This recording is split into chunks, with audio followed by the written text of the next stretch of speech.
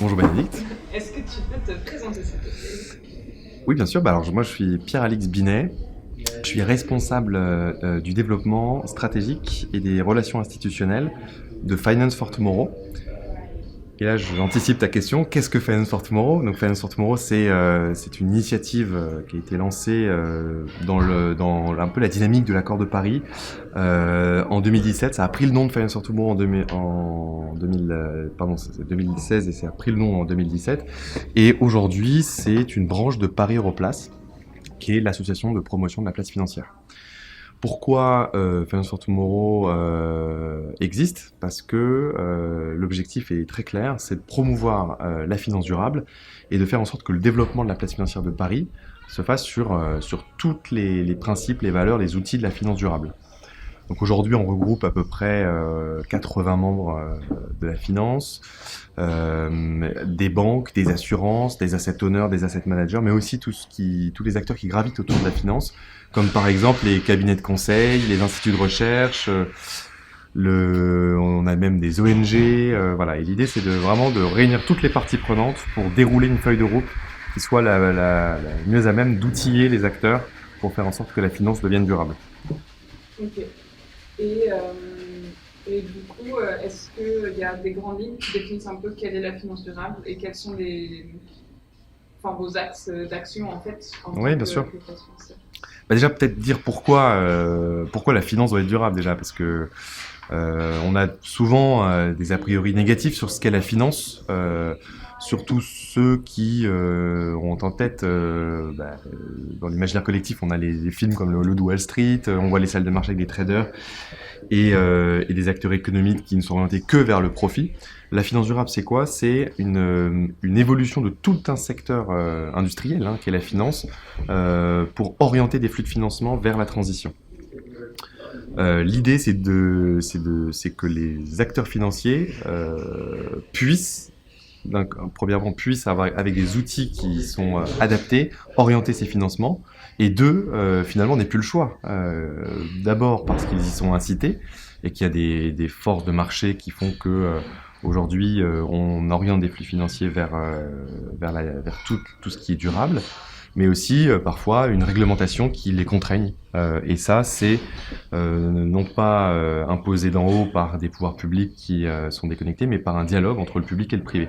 Et Finance for Tomorrow sert à ça, sert à ce que le secteur public et les acteurs financiers puissent échanger sur la meilleure façon de voir accoucher une réglementation qui serve les objectifs de l'accord de Paris et les objectifs de développement durable, donc autrement dit la transition. Ok, donc en fait, Finance for Tomorrow, c'est plus un intermédiaire entre des acteurs publics et des acteurs privés sur comment financer la transition. C'est une forme d'intermédiaire, c'est ça, une plateforme de dialogue, une plateforme de travail aussi, puisque l'idée c'est d'avoir autour de 10 groupes de travail, d'avoir de l'expertise, en fait, de créer de l'expertise sur toutes les composantes de la finance durable. Tu m'as demandé tout à l'heure de définir la finance durable. C'est très difficile parce que la finance durable, c'est énormément de métiers différents et de secteurs différents. Entre une société de gestion de portefeuille, entre une banque, entre une assurance, on a des secteurs qui sont très différents. Mais l'idée, c'est que dans chacun de ces métiers, dans chacun de ces secteurs, on puisse avoir des outils, des règles claires, des objectifs de transparence qui permettent à tous d'aller vers la transition. Ouais, c'est assez intéressant ce que tu dis que c'est différent, parce que les différents secteurs que tu mentionnes, les gérants de portefeuille, les banquiers, les assurances, Ouais. finalement pour quelqu'un de novice, c'est la même chose, c'est la finance. Et est-ce qu'il y a déjà des grilles d'évaluation par rapport, par exemple, aux débats scientifiques comme le rapport du GIEC, on a un problème de transition, on doit réduire nos émissions.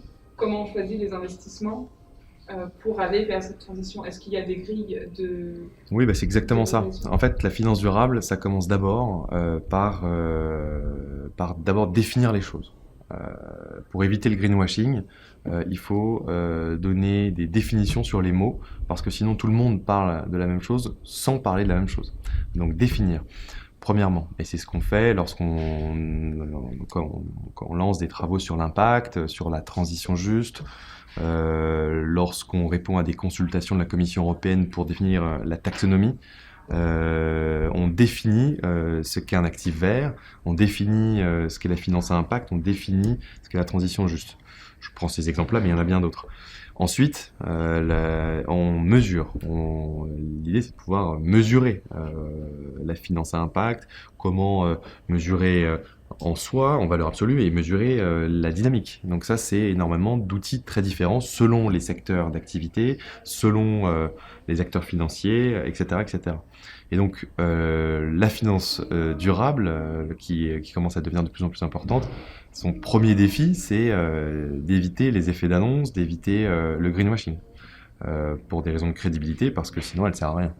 C'est un secteur industriel qui se transforme, mais qui finalement ne transforme pas l'économie réelle. L'objectif, c'est avant tout de faire en sorte que l'économie réelle en fait, corresponde rentre un petit peu dans les objectifs de ce que l'on définit au niveau international, dans les COP, dans les traités, au sein des institutions multilatérales, même au sein de l'Union européenne, etc.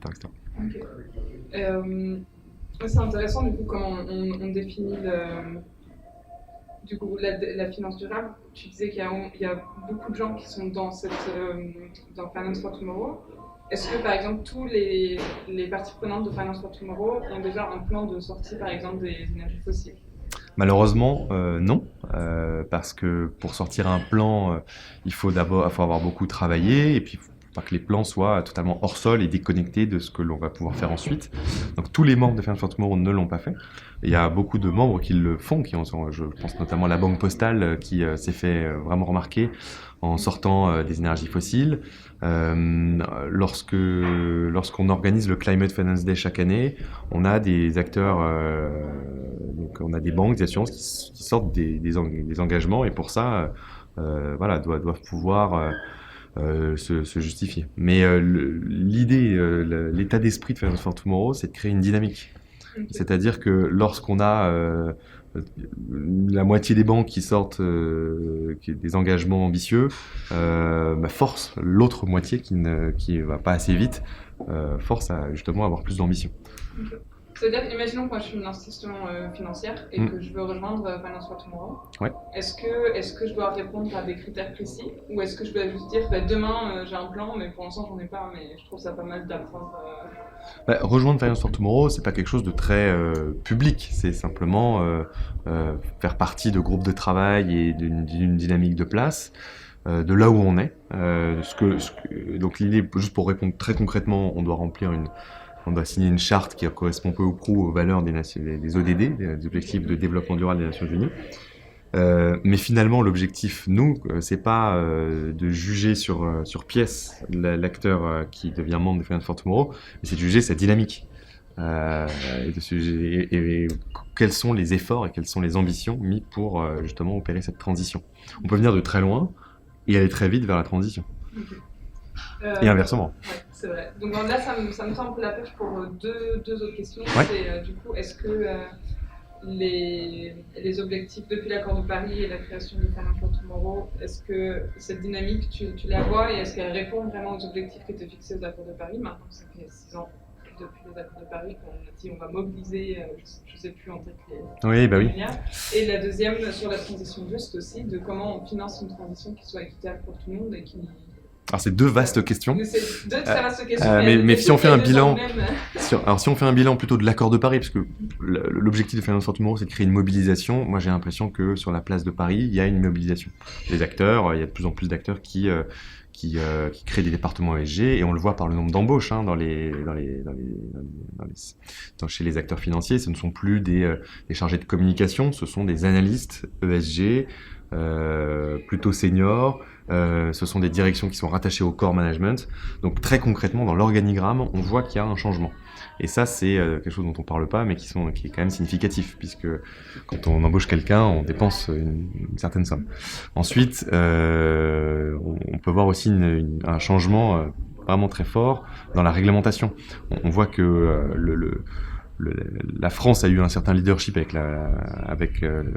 l'article 173 sur toutes les questions de transparence. Dès 2015, on voit qu'il y a eu la loi Pacte, on voit qu'il y a eu un certain nombre de dispositifs réglementaires mis en place.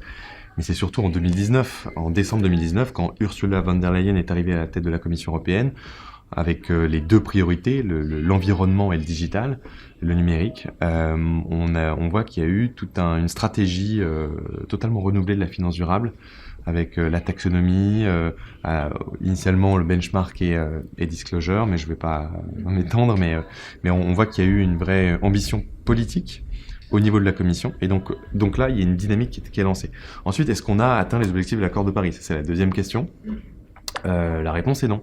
La réponse est non parce que la finance climat et plus largement la finance durable, on n'a pas atteint déjà typiquement les 1,5 degrés et les 2 degrés, on n'y est pas. On vit une urgence climatique qui est de plus en plus inquiétante et sur les 100 milliards, et je vais juste pour ne pas faire un inventaire à l'après-vert, mais sur les objectifs, les acteurs financiers définis pour les pays en voie de développement, tout ce qui est dans l'accord de Copenhague, tout ça, on n'y est pas, on est en deçà.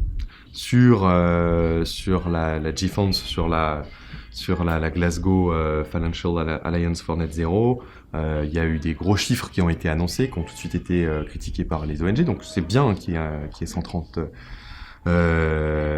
milliards, 130 000 milliards qui ont été annoncés, mais 450 membres, donc ça c'est une belle dynamique. Après, comment ça se traduit, comment les grands engagements qui font la une des journaux se traduisent en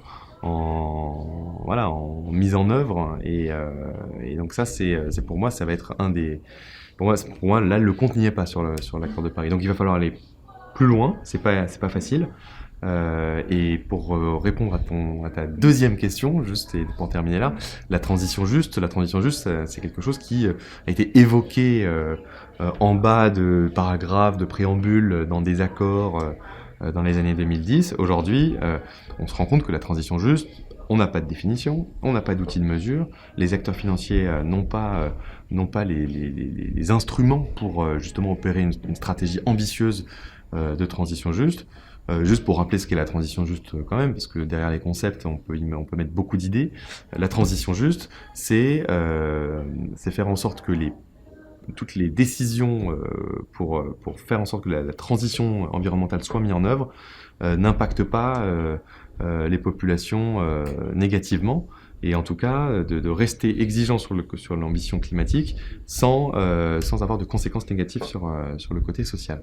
Et ça, c'est indispensable parce qu'on se rend compte que si on va trop vite ou si on n'accompagne pas la transition en y intégrant toutes les parties prenantes, en intégrant toutes les parties prenantes dans le dialogue, la transition ne sera pas acceptée et donc sera remise en cause en permanence, et la transition finalement ne se fera pas. Donc la transition juste aujourd'hui, c'est quoi? C'est tout un mouvement d'acteurs privés, puisqu'on voit que sur le secteur public, pour l'instant, peine à définir à proposer un cadre réglementaire. Je pense que ça ne va pas tarder. Mais en tout cas, on a une coalition d'investisseurs que Finance for Tomorrow a lancée cette semaine. Donc c'est 4,3 billions d'euros, une vingtaine d'investisseurs pour avoir des indicateurs, pour mesurer, comme je le disais tout à l'heure. Ce qui est important, c'est de mesurer des indicateurs de ce qu'est la transition juste, pour la définir, et puis d'engager les entreprises, parce qu'engager l'économie réelle, pour qu'il y ait des véritables stratégies de transition juste au sein des grandes entreprises de secteurs comme l'agriculture, comme l'énergie, comme le bâtiment et la construction, comme les secteurs financiers, etc. etc. Ouais. Et du coup, tout cet argent qui est mobilisé pour aider les transitions, comment, pour des gens qui ne s'y connaissent pas, comment après il est réparti?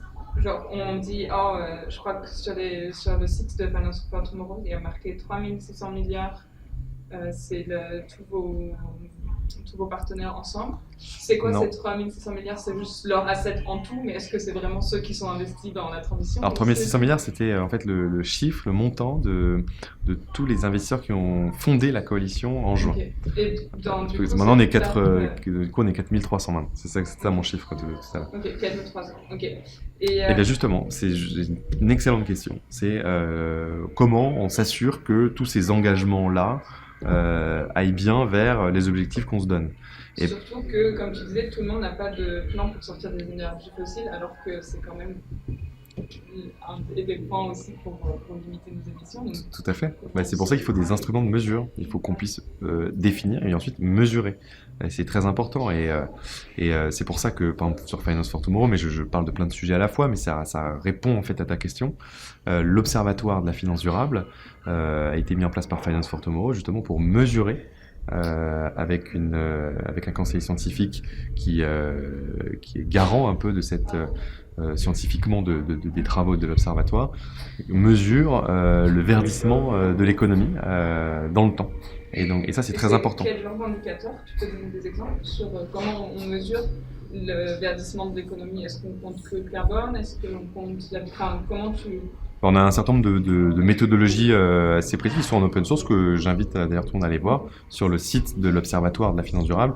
On a plein de méthodologies comme PACTA par exemple, des méthodologies. Donc ça, je vous invite à aller voir parce que on peut entrer dans des questions assez techniques assez rapidement. Mais l'idée, c'est de pouvoir garder ces indicateurs et de pouvoir les faire évoluer dans le temps. Et c'est ça que propose l'Observatoire depuis 2 ans. Donc on commence à avoir, et ensuite, à partir de cette évolution-là, de pouvoir justement l'expliquer et l'analyser. Et c'est ça qui est important. Ok. Et du coup, pour un individu lambda, peut-être que ça pourrait être ça la question. Si on veut, nous, mettre nos économies de manière durable, qu'est-ce qu'on fait pour financer la transition? Eh bien, pour financer la transition, il faut pas hésiter à utiliser les moyens que l'on a. Sur Internet, il y a de plus en plus de sites qui expliquent, d'applications qui expliquent. Donc, faut pas savoir. C'est pas une bataille perdue d'avance. Il y a de plus en plus d'outils qui expliquent. Ensuite, faut pas hésiter à challenger ses conseillers bancaires. Qui ont maintenant, il y a une obligation en France en tout cas pour former les conseillers de clientèle. Donc s'il y a 1 an le conseiller de clientèle ne savait pas répondre, c'est va être de moins en moins le cas en fait. Donc voilà. Et ensuite ne pas partir avec des idées peut-être trop schématiques de la finance, mais s'intéresser à ce qu'est la finance. C'est un secteur en tant que tel très complexe. Mais moi j'invite tout le monde à aller voir justement où se situent les lieux de décision, et la finance est un des lieux de décision, en tout cas d'influence de la décision très important. Donc il faut s'informer, c'est ce qu'on dit toujours, mais vraiment s'informer sur la finance, je pense que ça va être un des secteurs clés pour atteindre, en tout cas pour la faire cette transition.